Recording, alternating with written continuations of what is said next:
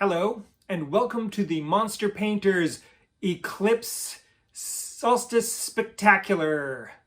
We're going to be looking at Eclipse, right, Dave? That's right, the greatest game of all time. Yes, Dave is definitely a fan of him. Specifically, we're going to be talking about the Eclipse First Edition and a series of Winter Solstice themed print and play promo expansions which were released during subsequent Christmas seasons over a period of how many years? 5, 6? 5 or 6 years, 5 or 6 seasons of Eclipse Solstice special expansions.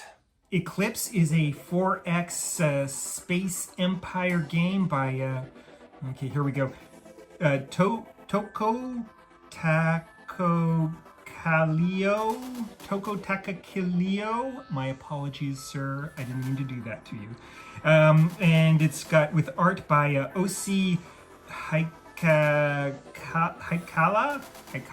Again, my apologies, sir. And the relatively easy for this Western mouth to pronounce Sampo Sakio were behind the art for this lovely game, which won a slew of awards back in 2011 and is a beloved game, ranking 59 overall on Board Game Geek, which is no small feat for a game that is 10 years old. At one point it was at number 4. Number 4, it reached number 4. I think that was a peak. Okay, well that's sweet. Plays 2 to 6 players, takes an hour to 3 hours to play. You play up to 9 with the first expansion. Right. All right, Dave. So you've played this game a few dozen times? I've got over 40 games logged on BGG. 40 games logged, and you put together a few sort of custom ship packs, or just... Yeah, they're just sets of the ships for, you can use them with any of the factions, but I've made sets out of Battleship with from different Battleship sets. Oh, the game with the You Sunk My Battleship game. The You Sunk My Battleship game, yeah. Some of them are very sort of science fiction themed, so I grabbed those. I have a set made by our good friend Josh Dirksen, the designer. Game designer. He made me a Lego set, which is very fitting if you know what he's been up to lately. Right, excellent. That's pretty cool. And I came up with my own attempt to make a Magellan set using, well, it was a bit of a failed attempt. You've even gone so far as to design your own homebrew faction, right? Yes, I made a Star Wars Imperial faction. I have the ships from different games or micro machines, the star bases from Pez dispensers. Pez dispenser Death Stars, eh? Yes. And I sat down and looked at every element of the board design and the hex design in the game, and I worked it out as best I could, and we played it about half a dozen times. Half a dozen times. I played against them a few times. I didn't think they were personally unbalanced at all. They're hard to play, and if anyone who plays Eclipse enough knows that if it feels easy, it's probably not right. Yeah, if it's easy, it's broken in Eclipse. So, we're going to be talking about the Christmas-themed or the Solstice-themed Christmas print and play expansions. We're not going to be looking at the 2-box sets, and there was a ship pack, and a Supernova print-on-demand thing? Or No, what? there was a few promo hexes. Supernova and Pulsar and whatnot. Right. But those aren't part of the Christmas themed ones. Yeah, we're talking about the Christmas. This is Christmas time. We're talking about the Christmas things. And what could be more Christmassy than Santa Claus? That's right. The Elders of the Solstice, which came out in 2011. Right. And it's a full faction. I've played it a number of times, and I even went so far as to help you put together a custom set of ships and such. With your help, we managed to get the Christmas tree star bases, the candy cane cruisers, the credit card machine interceptors. It's supposed to be an interceptor that looks like one of those old credit card machines with a wreath attached to it. And I was just working with what I had. The Christmas tree influence disc. Right. You went so far as to order buttons online. I did. I had to order buttons that were in the shape of Christmas trees, Right. and fill in the little buttonholes, and yes. And I made up Christmas presents. What are those things again? Christmas present resource cubes. Yep, the Christmas present resource cubes. And we were gifted the Santa Claus's sled by my friend Janessa made it for us. Yes, a lovely little thing. So I've played it myself a number of times, I think 4 or 5 times at least. And I know that the faction gets a bad rap online in the dark corners of the Eclipse universe, but I've always felt that it's a very fun, very reasonable and playable faction. And again, nothing is easy when you're playing it, so it mustn't be broken.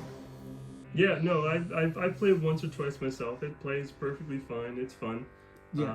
You know, it's as competitive as any others. Maybe it's not a game winner if you're a tournament minded, but Yeah, I wouldn't play this in a tournament for sure.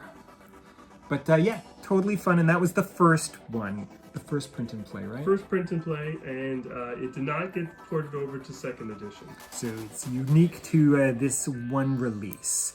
What came after that? The second print and play came out in 2012, and it's called the Rockets of Celebration. And this did not make it into second edition either. Right, but it's always been a fun one. It's been a crowd pleaser in the games we've played for sure. Yeah, it's actually a very necessary expansion if you're playing first edition, because if you bought the first edition new, at the time there was a bit of an imbalance with missiles. So one of the advantages of playing with the Rockets of Celebration is that if somebody decided to do the missile strategy in the game, then it allowed everybody to have a chance to counter that. You could buy your missiles to fight against their missiles that were coming at you. Right, later in the gameplay. Yes, and it's a lot of fun. And it goes to part of the point of the print and play expansions, which was to kind of play test and help balance out the game as it went on. Yeah, that's the thing about the Christmas, the Solstice expansions, is that they were really a way of playtesting ideas and balancing the game as it lived on in the life cycle of the game.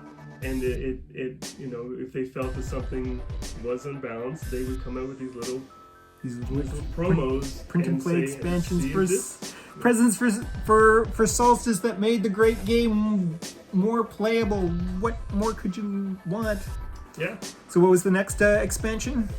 The next Christmas theme expansion came in 2013. It was called the Minions of the Solstice. Minions of the Solstice. Which one is that? That is the little sort of diplomats that you could add to your diplomatic track.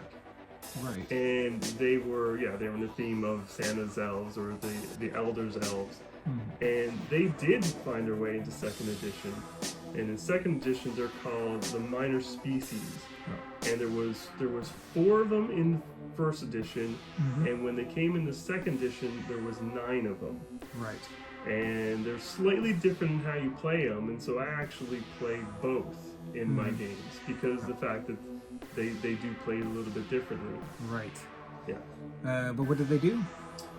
They give you ways to get yourself out of the hole if you're dogging it in economy, like getting your resource cubes out. Right. They'd be a way to get some cubes out and to Well, what's the specific mechanic? the exact mechanic is in first edition you had to trade in victory points to take up a victory on your victory point track. You put a diplomat instead of a victory point.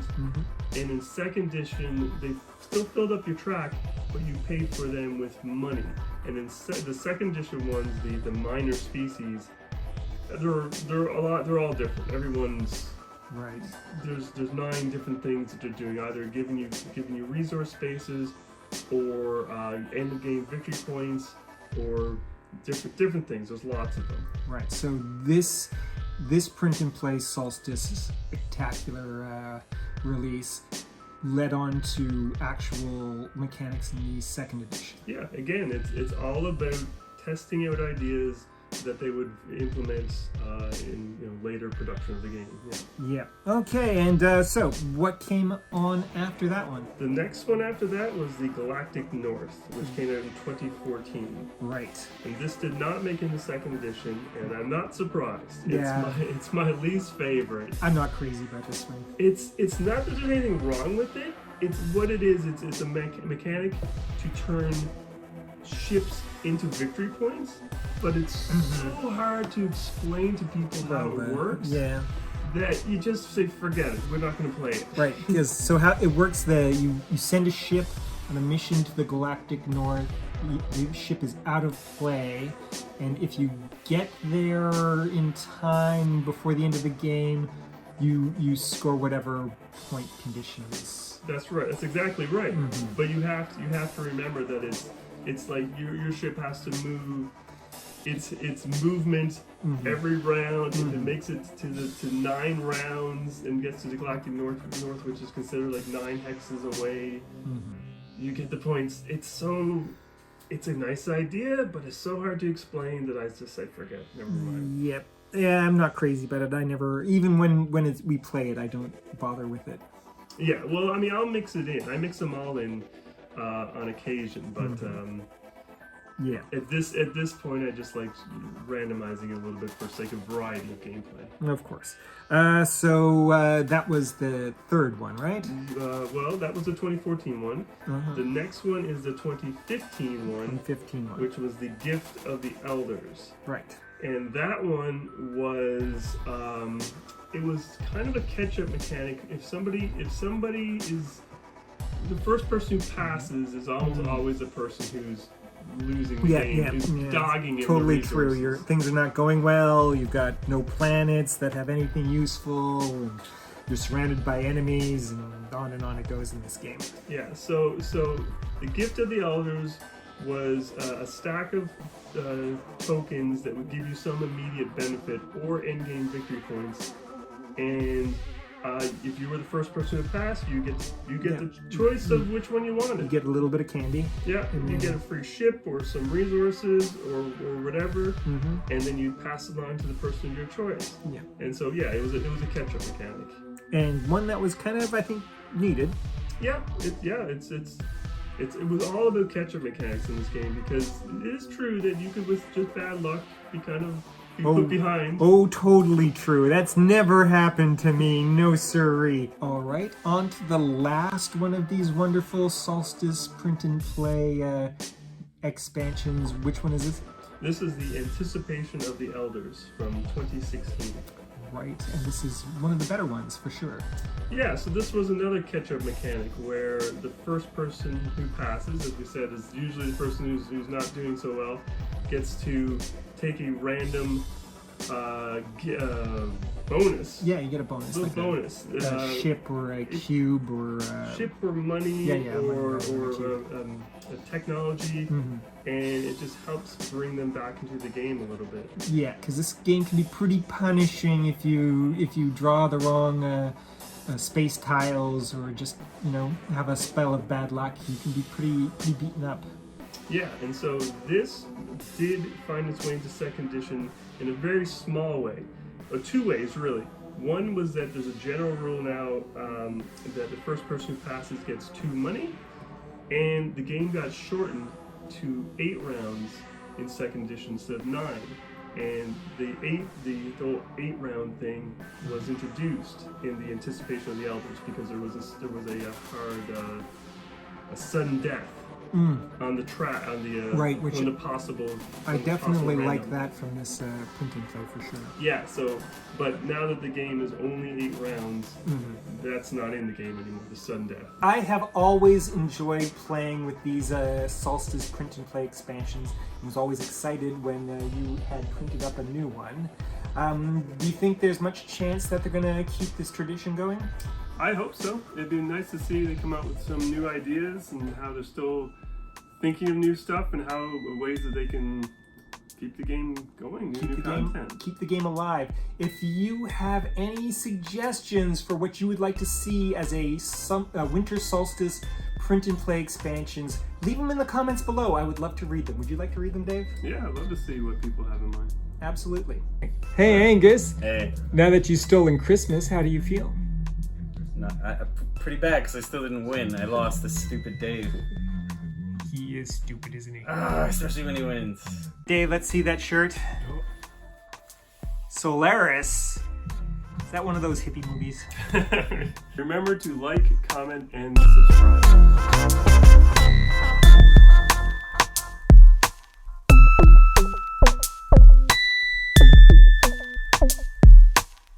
You are watching Les the Monster Painter.